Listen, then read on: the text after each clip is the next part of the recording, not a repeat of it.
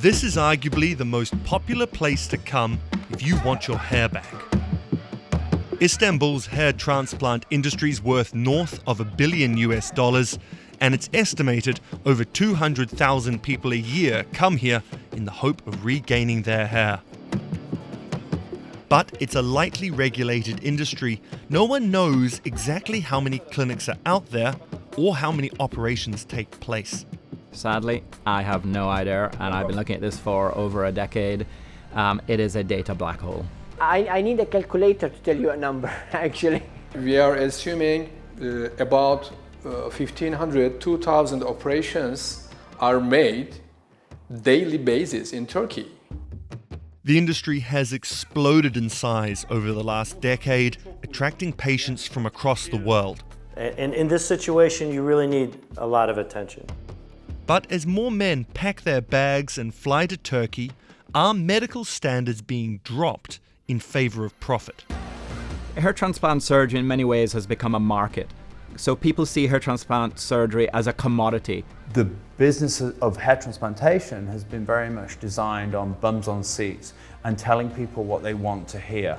And sadly, this is surgery, and in the wrong hands it can be devastating.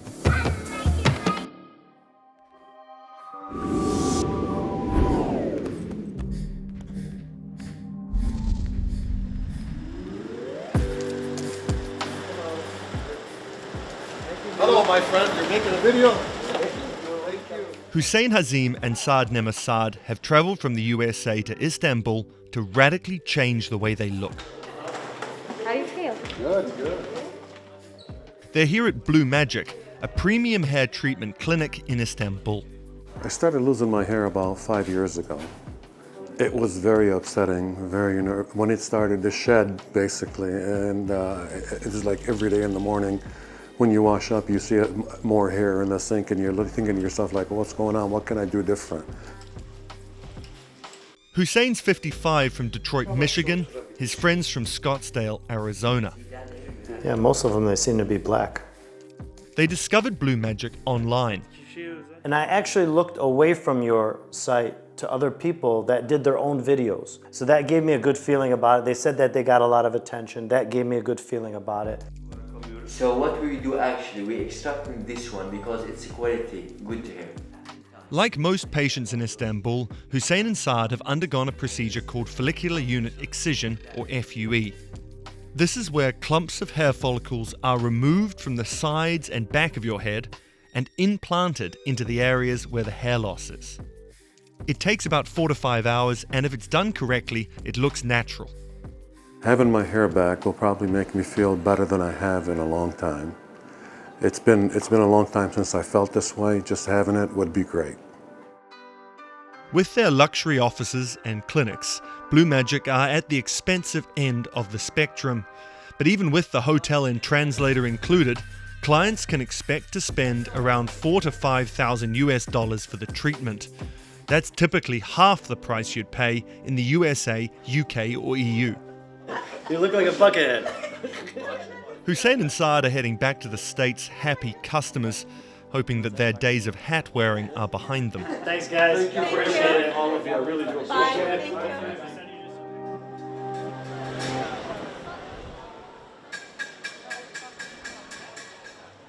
Exactly how large Istanbul's hair clinic industry is impossible to pin down. Although the Turkish Ministry of Health sets standards for the industry, which are in line with EU regulations, clinics are not required to say how many procedures take place, and medical associations are voluntary. So I think it's difficult because there aren't any official numbers. There are clinics that perhaps have multiple websites, perhaps named differently, but actually are just one organization. Dr. Greg Williams is a practitioner and president of the British Association of Hair Restoration Surgery. People see hair transplant surgery as a commodity that they can shop around for the cheapest price. But I think the issue is that hair transplant surgery can be, shall I say, bought so much cheaper in some of the health tourism destinations that are marketed to the male public.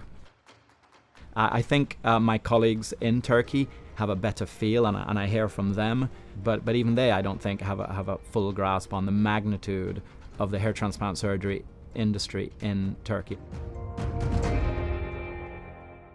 If getting exact numbers is hard, finding clinics is easy. You only need to type Istanbul hair treatment into Instagram and you're down the rabbit hole. I think it's fair to say that there are some clinics that are spending thousands, if not hundreds of thousands of pounds on their social media marketing. And the problem is that young guys who have hair loss are just quite often so devastated and so desperate and just need it. And I get that so often. Once you click on any form of advert or any form of product or any form of service, they are cleverly kind of heavily weighted, the adverts that come through. And that kind of resonates with that hair loss sufferer and is there as a constant reminder that there are solutions out there and that you need to take a step forward with this. The pressure of social media is something Spencer Stevenson knows well. He hosts a podcast called The Bald Truth UK and speaks with men who've jumped on a plane to get surgery and then regretted it.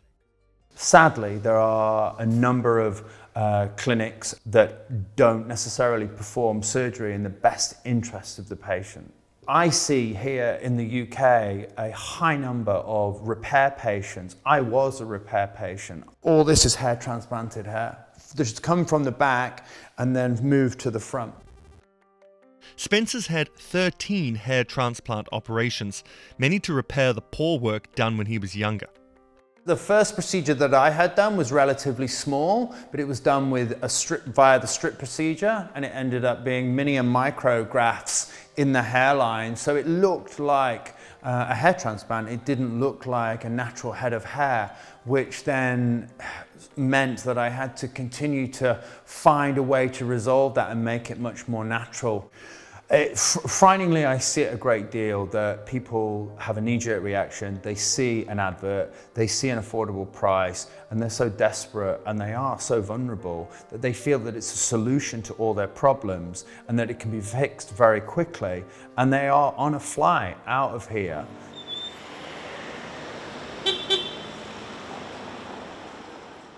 Choosing the right clinic in Istanbul's crowded and social media savvy market isn't easy. There's many clinics which offer surgery for less than $2,000 with little to no medical oversight. When the doctor will give us the confirmation that everything is fine. Hazim Atel runs Blue Magic's medical teams, and he argues only a fraction of the city's clinics prioritize medical care over profit. 350 clinics, I can tell maybe 10% of them, they do this job in medical way. They focus on the medical side. And the rest, it's a business, it's a job, it's a work, okay? Because there are some clinics, they were making daily up to 50 operations, daily, okay? This conveyor belt approach relies on one of the most controversial elements of the hair transplant sector, the use of technicians. In Turkey, as in the US and the UK, technicians are often used to assist the procedure, but it's the extent of their use which makes the difference. When you cut into the skin, I would suggest that's surgery. And that should be done by a doctor who is part of has a governing body to whom they are responsible to keep their license. And in a lot of health tourism destinations, that's not what happens. That step is delegated to non-doctors. Now, a lot of doctors in these clinics will justify that by saying, well, these non-doctors are trained, they're technicians, they're very good at the job. A lot of doctors will say the technicians are better than they themselves, the doctor. That does not make it right. That does not make it ethical. And in some countries, that does not make it legal.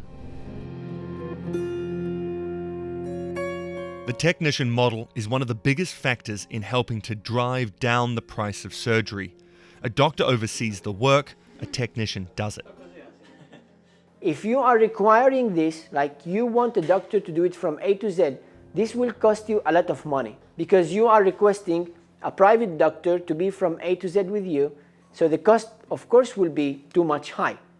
So that's why technicians are needed.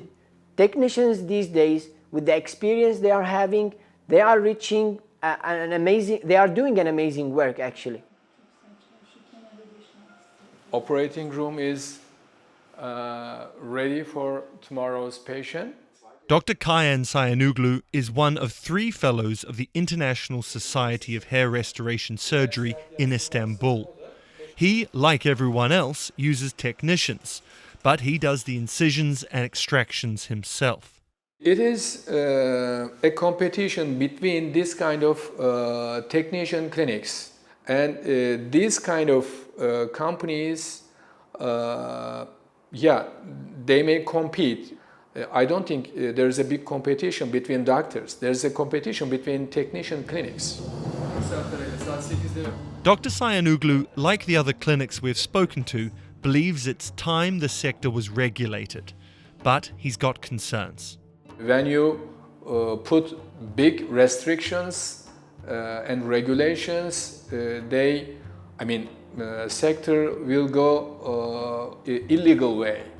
So it is not easy to regulate, but it has to be regulated because it's about life. I mean, you are doing a procedure on human. The most at-risk group are young men who rush to get the operation done by clinics who are only too happy to take their business. And when they have their transplant, quite often it will be done to a design that they've requested, which is low, youthful, rounded, squared off temples, and it may look good for a couple of years. But when they reach 30, 40, 50, 60, and they've lost a lot more hair, they're going to be their permanent hairline, because those hairs don't deteriorate. When they're taken from the sides and the back of the head and transplanted, they're there for the duration. Now, what I do think is going to happen in 5, 10, 15, 20 years' time is I think we're going to see an absolute epidemic of men who had aggressive hairlines transplanted when they were young. By aggressive, I mean low and quite rounded, and then go on to lose significant amounts of hairs to start to look like their balding fathers and grandfathers, which is what they wanted to avoid happening by having a transplant, without realizing that the transplant's not going to stop that happening. From a man point of view, when you start to lose your hair, you are very isolated, and it is very easy to become very consumed by hair loss and seeking a resolve for that. And because of the nature of the internet and the nature of social media, the information is aplenty out there, but the accurate information isn't aplenty, and we need to make sure that people find those resources to get the right decisions made. The messages are, do your homework, do your research, just don't make rash decisions. And if you are a proper candidate for hair transplant, I recommend hair transplant to everyone.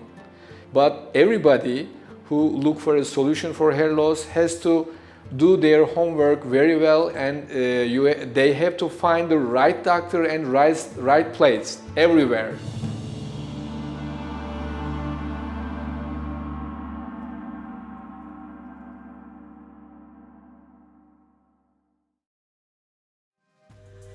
On the next episode of Business of Beauty, China's aesthetic medicine industry is booming, and the country's youth is driving the trend. The arrival of dedicated cosmetic apps have made booking surgery as simple as ordering a takeout. Now the market in China is worth over $30 billion, making up for 17% of the global industry.